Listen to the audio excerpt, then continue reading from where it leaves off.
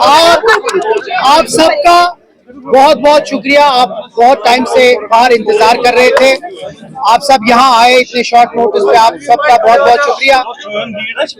आज alliance party के legislature party की मीटिंग थी, जिसको चेयर जनाब उमर अब्दुल्ला साहब ने किया, जिसमें हमारे पार्टी के सदर डॉक्टर फारूक अब्दुल्ला साहब भी थे, अलायंस पार्टनर के, चाहे वो कांग्रेस के थे, नेशनल कॉन्फ्रेंस के थे या इंडिपेंडेंट्स जो एमएलए थे, वो सब प्रेजेंट थे।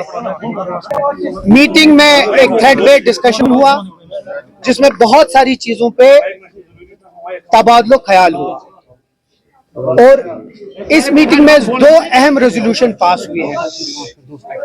एक रेजोल्यूशन जो बहुत अहम है, वो जो कल राज्यसभा में वक्फ बिल अमेंडमेंट बिल को जो पास किया, उसको पुरजोर तरीके से हम अलायंस पार्टनर ने उसकी मजम्मत की है और उसको नकारा है।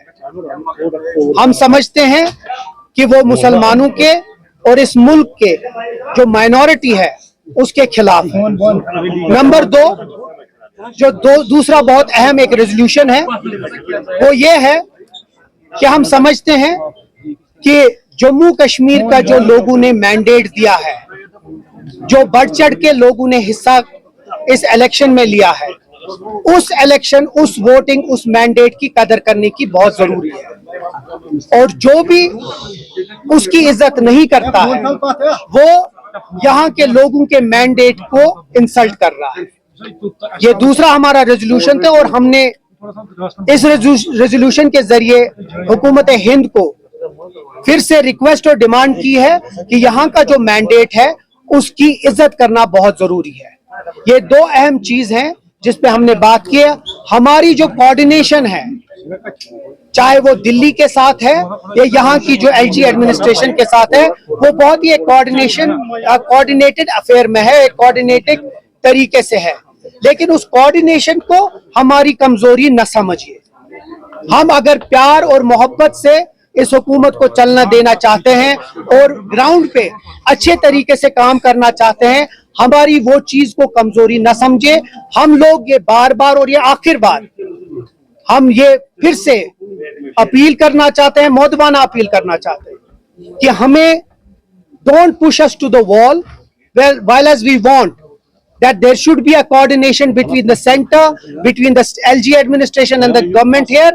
Don't take our coordination as our weakness. हमारी खामोशी को हमारी कमजोरी न समझिए। ये 2 अहम रेजोल्यूशंस आज पास हुए हैं।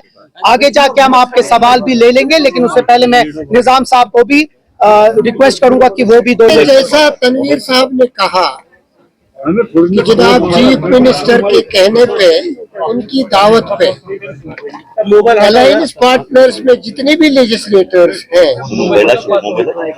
उनकी एक तफसीली मीटिंग मुनक्किद हुई, जिसका मकसद मंशा सिर्फ ये था कि जो यहाँ पे सियासी हालात हैं, आईनी उमूरात हैं या इंतजामी उमूरात हैं, उस पे सैर हासिल बहस की जाए।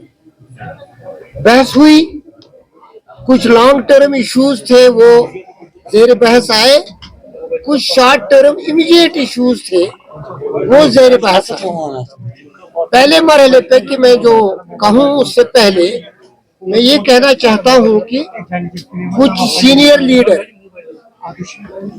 किसी मजबूरी के सबब, जैसे हमारे 2 लीडर तारिक साहब और मीर साहब, वो मीटिंग में नहीं आ पाए क्योंकि कांग्रेस की एक अहम मीटिंग दिल्ली में मुनक्किद होने वाली थी। इसलिए मुझे मैंडेट दिया गया था कि मैं कांग्रेस की रिप्रेजेंटेशन करके अपने बाकी एमएलएज को साथ रखूं।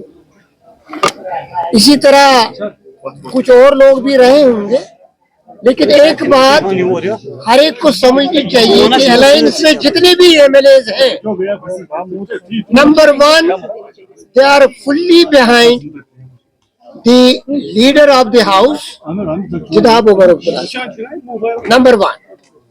नंबर 2, जो सेंसिटिव इश्यूज हैं, चाहे वक्फ हो, चाहे पॉपुलर गवर्नमेंट का मैंडेट हो, चाहे पीपुल्स एस्पिरेशंस हो,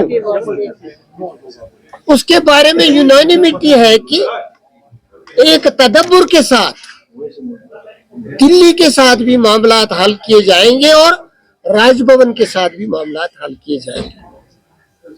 We want to convey that there can be moles here or there who want to destabilize peace, who want to destabilize the political process, who want to undermine democracy and its institutions. We have unanimously held that legislature, which has a popular mandate, is one credible and acceptable forum above all after parliament, which will take a call. That's what